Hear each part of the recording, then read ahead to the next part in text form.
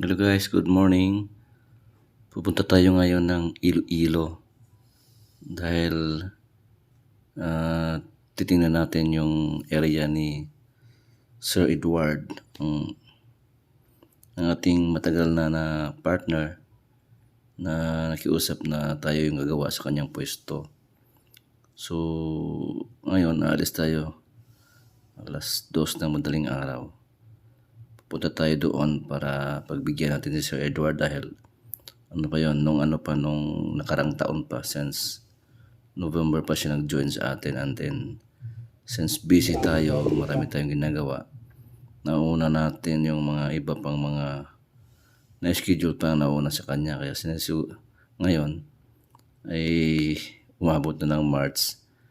So since hinihintay talaga niya tayo at natatapos na yung ibang mga outlet natin sa paggawa, at pinuntahan na natin ngayon. So nandito na tayo ngayon sa Miagao, Iloilo para simulan na natin ang ganyang outlet ni Sir Edward na matagal niya nang hinihintay. At sabayan niyo ako guys, tingnan natin yung pwesto ni Sir Edward.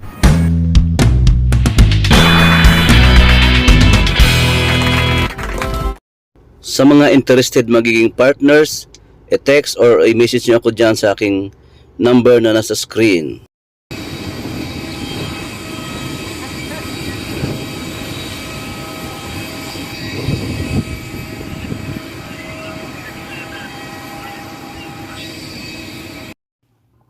Congratulations pala sa inyo Sir John Ray at Ma'am Jules sa inyong napaka-successful na opening kahapon, March 3.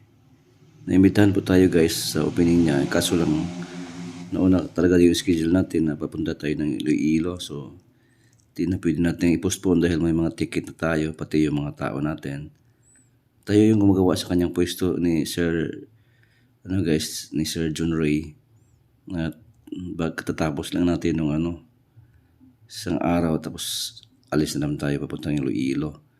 Inimbitahan tayo niya na sa opening makapunta, pati na yung mga tao na gumagawa, sila si Boy Subo. Talagang hindi na natin pwedeng kasi nga mayroon na tayong ticket at schedule na talaga yung pag-alis natin papuntang Miagao, Iloilo. So congratulations sa inyo sir, na sa inyong napaka-successful na opening. Ubos daw yung 100 na piraso. Akala nila hindi nakakayanin yung pag-open na sila lang, pero awa ng Diyos, kinaya naman nila, nakaubos sila ng 100. So congratulations sir, sabi ko sa inyo, kayang-kaya yan at napakadali lang po ang ating business, basta passion nyo talaga ang business na inyong pinapasukan. Guys, nandito kami ngayon sa Miagao, Iloilo, sa may San Joaquin, eto, Igbugo, Bacolod. Yan, yung signage na yan. So, sa unahan niya ay San Joaquin. Nandito kami ngayon sa Igbugo, Bacolod. Ginawa natin yung outlet ni Sir Edward, ang kanyang Chick and Chop. Ito yung area guys, mukhang probinsya talaga daw. Ayan, probinsya talaga. Ito yung pwesto. Ayan. So 9 by 12 feet ito. Ang laki nito. Si Madam Raxle. Madam Rax. Ganito yung itsura ng guys, nung una kong pwesto talaga dyan sa Liloan. Yung Liloan naman ay yan, municipality lang po yan.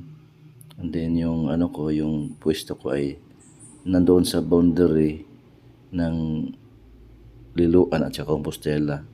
Last barangay po kami. Sa mga nakapunta doon, kita nyo naman na wala kami sa sentro. So, nalaala ko to kay Sir Edward. Kasi nung kabukas namin nung outlet na yon noong una, talagang madalang pa muna yung mga sasakyan dumadaan. Ito, mas maganda nga ito dahil marami ng mga sasakyan na dumadaan. Ibig sabihin, progressive na ito na lugar. And then, sa mga, sa kalapit ito, pag dyan sa may cruising sa unahan, mayroong 8 barangay dyan pumupunta dyan, dumadaan dyan palagi araw-araw. Maraming sasakyan dyan pumapasok. So, ibig sabihin, maraming tao nakatira doon sa area na yon. Dito lang banda, madalang mga bahay nga dahil probinsya. Pero doon sa unahan pa, napakarami pang mga bahay. So, ibig sabihin, maraming nakatira. Kasi sa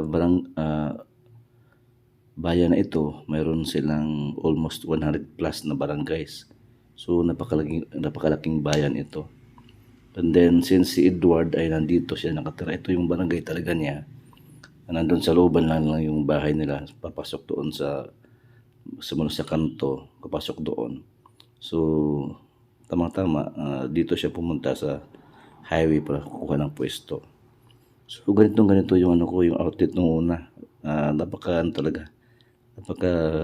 ng tao ngayon, maraming nang binta. So, kung hindi ko yun sinimulan 12 years ago, since 2009 yata yun, wala akong pwesto na gano'n na ngayon ay may binta na sa mga regular days 30 to 50, and then pag Friday, Saturday, Sunday mga 80 piraso. So, gano'n yun sa simula, guys. Magsimula ka talaga tayo sa paunti-unti, and then later on mag-progress, and then yung mga tao dumadami, nakatira, and then wala namang lugar na hindi nagpa-progress. So ito pa dito sa Iloilo na napaka-progressive yung mga area. So positive akong darating yung araw na ito yung magiging number 1 na lechon house dito sa area na ito. Sa kasi siya, guys, hindi naman siya sa sentro ng Miagao. Siguro nasa 5 kilometers from sentro ng Miagao. So, papunta na siya ng San Joaquin. Yung San Joaquin ay kilala din. Itong mga lugar nito, itong Miagao ay kilala din sa kanilang yung church, old church din sa Iloilo. So, ito yung guys, ito na yung pwesto bago tayo alis. So, di tayo makakuha nung may publish natin yung video na ito, hindi tayo makakuha ng tapos na dahil yung nakuha natin ay 1 day and a half lang yun. Yung progress na yun, napakabilis nagawa natin. So, since uwi na tayo, the next day, 2 days lang tayo dito, guys.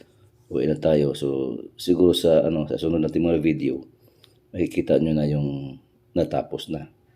So, bali itong pwesto na ito ay 9 feet by 12 feet tayo talaga yung nagpapatayo. Tayo yung kinukuha ni Sir Edward para gumawa nito. So, yun lang muna about dun sa pwesto, guys. Dito tayo ngayon sa bayan. So, nag-iikot tayo. Tinitingnan natin yung area. Talaga naka-progressive. And then, kaya siguro si Sir Edward ay nainggan yung magtayo. Kasi ito, tingnan nyo. Kilala nyo itong pwesto na ito. Di ba? Kilala niya ito. So, 3 sila dito magkatabi. Nandito si Andox, mayroong isa doon. Nandito si Chokes. So, kilala naman natin yun. So, pabanggitin natin. So, grabe, pinipilahan dito, guys. So, tingnan nyo. Kasi 3 lang sila dito ang lechona na nakapwesto. So, dito kami. Sentro ng Miagao, Iloilo. At nandito tayo ngayon kumain sa isa sa sikat na lechonan dito. So siguro makita nyo sa video ay ma-recognize na kung sino siya. At tingnan nyo ang pila dito. Daming tao kung bili. Ayan. Pila yan dito. Ayan. So marami talaga ditong tao hindi sa atin.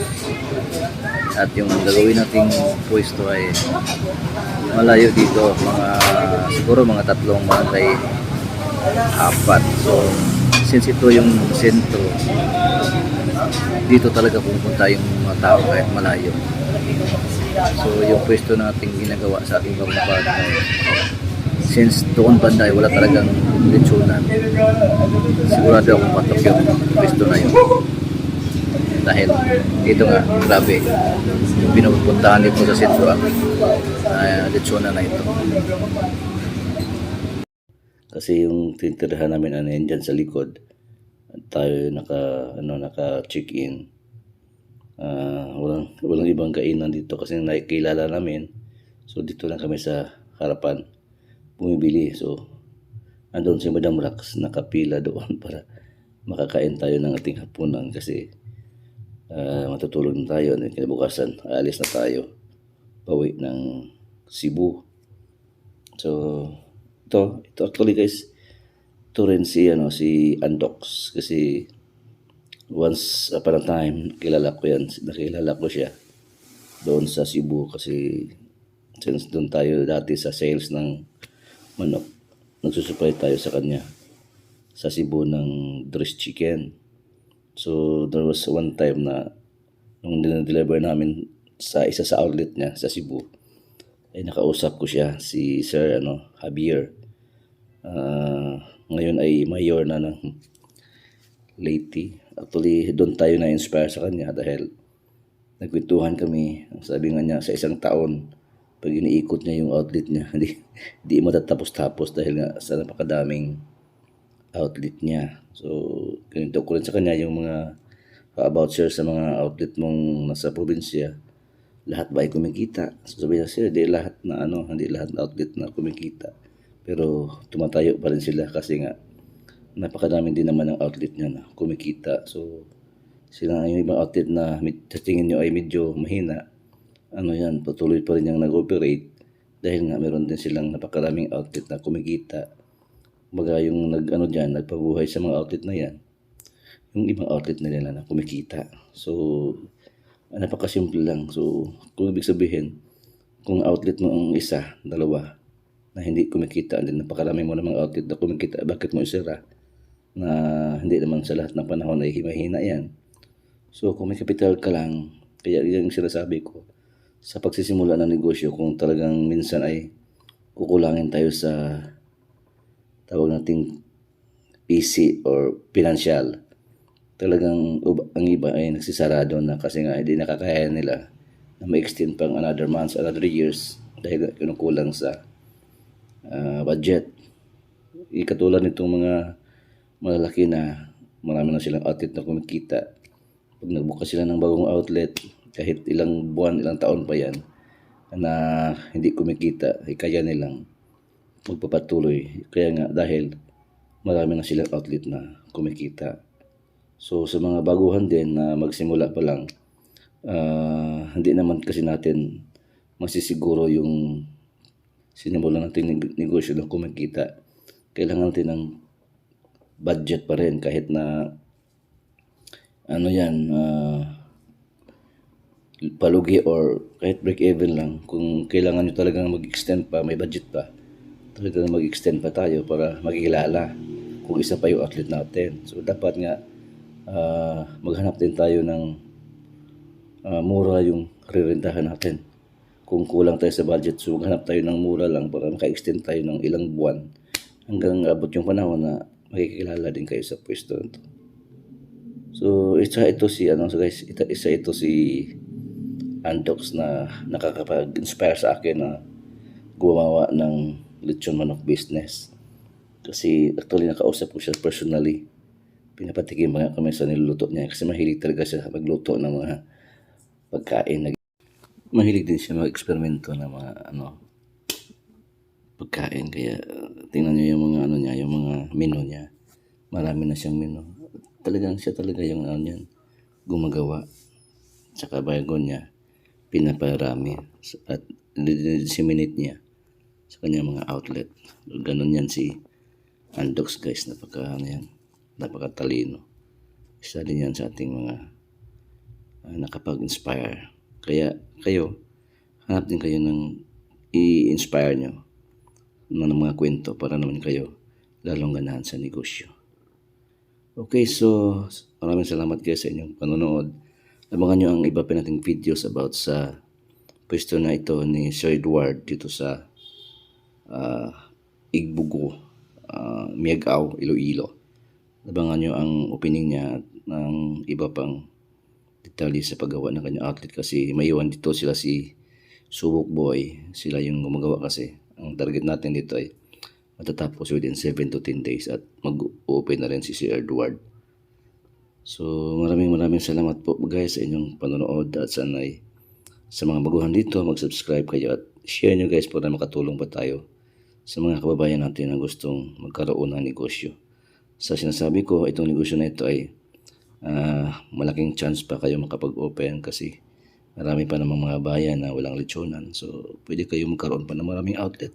So, mas maganda simulan nyo sa inyong bayan, lalo na sa mga probinsya. Katulad ni Sir Edward, kahit na yung area niya ay tingin nyo ay parang probinsya, pero since siya yung nakakilala sa area, alam niya na maraming tao.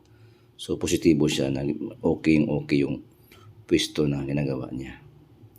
Okay? So, sa ulit, maraming salamat po at bye-bye.